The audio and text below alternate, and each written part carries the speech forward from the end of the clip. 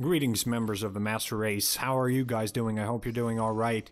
I'm still working on the $500 build that I've promised before, but it's just taking a long time. I'm going to do this video in between. All the monitors that you're about to see are between $200 and $300. I will do a separate video of everything under $200, as well as all the IPS monitors that you can find on the market right now, but that's going to require a separate video.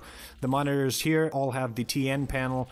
I know the colors are not the best, but you can download ICC profiles. There's a lot of tutorials. If I can find any, I will link them down below in the description. You can check out pricing there as well. The monitors it shows all have 144Hz refresh rate, 1 millisecond response time. They all have 1920 by 1080, and they're all 24-inch in size. This list is in no particular order. The first one I'm going to recommend is the one I have, because I've used it for about 3 years. Back then when I purchased it, it was around 350 euros. Now it's $279. Ergonomically, it's very well designed. You can adjust tilt, swivel, pivot, height, and you can mount it on a wall as well. I highly recommend this monitor if you can afford it. It's at $279. It also comes with 3D support, but I don't know. If that's your thing, then fine, this is your monitor. But basically, I tried playing Bad Company 2 with it. I performed much worse than I otherwise would. Yeah, I mean, it was kind of fun for the first 30 minutes, but I did use kind of like cheap $5 3D glasses. I'm sure the NVIDIA ones look a lot better, so if that's your thing, go for this one. If $279 is a little bit too much, there's a great alternative, which is the AOC G2460PF.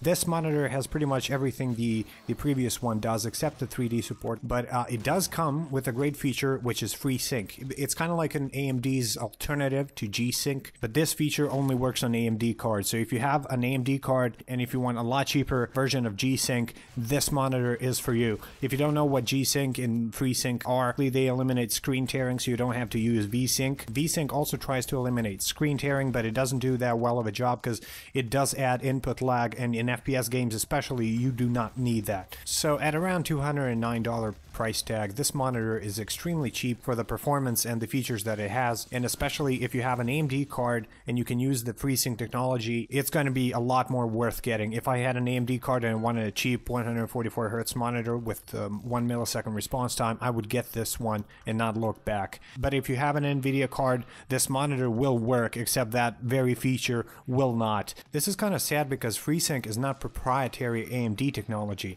NVIDIA could support it just fine if they wanted to, but then they really couldn't force consumers to shell out $100 to $200 extra for a monitor, now could they? Moving on to the third monitor on this list, it's the ViewSonic XG2401.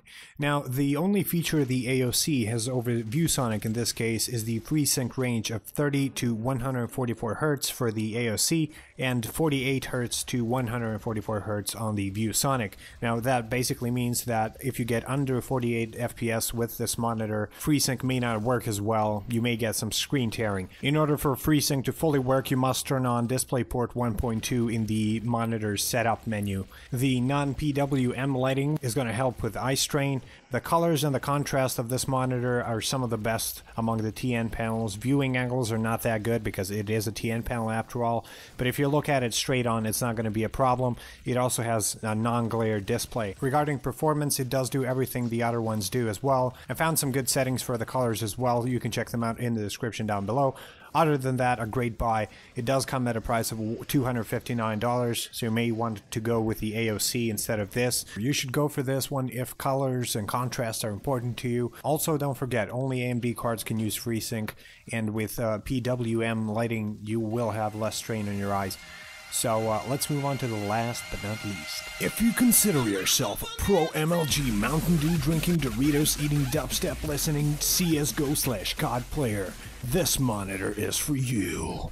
I'm just fucking around at this point. Apparently, it's the official monitor of all the MLG CSGO major championships, along with the DreamHack, ES, WC, ES, EA, UMG, EVO, ESL. There's an entire alphabet involved.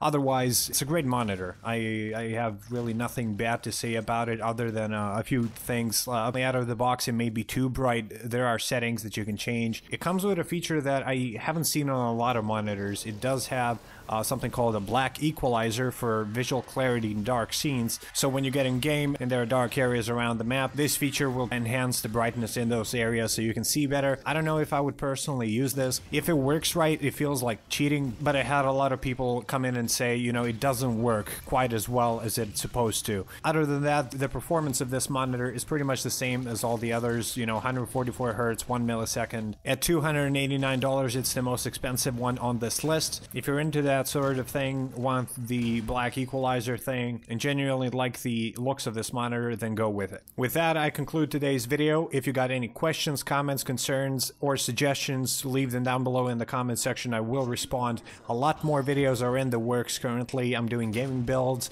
I'm going to be doing under $200 gaming monitors video. I'm going to be doing 1440p monitors, IPS. If you want to stay here for that, subscribe and leave a like if this video helped you. If it didn't help you, please leave a comment saying what could have been done differently. Thank you guys for watching, and I'll see you next time.